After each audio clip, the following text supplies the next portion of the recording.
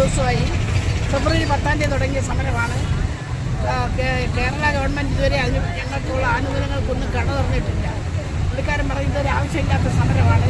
ആശമാര് വാശി പിടിച്ചുള്ള സമരമാണ്.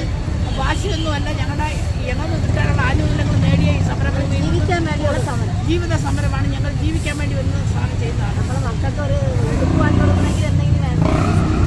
വിജയം ഒരു 5 വയസ്സേ അതിന് വേണ്ടിയിട്ട് ഇറങ്ങി തിരിച്ചൊരു സമരം. ഇത് വിജയം കണ്ടിട്ടേ നമ്മൾ പിന്മാറുന്നത്. 3 പേർക്കും ഒരേ വാക്ക് തന്നെ പറയാനുണ്ട്. ശരി, ഞാൻ ഓടിയാലും മുടിക്കും. എൻ്റെ വീട്ടിൽ ഞങ്ങൾ 6 പേരുണ്ട്.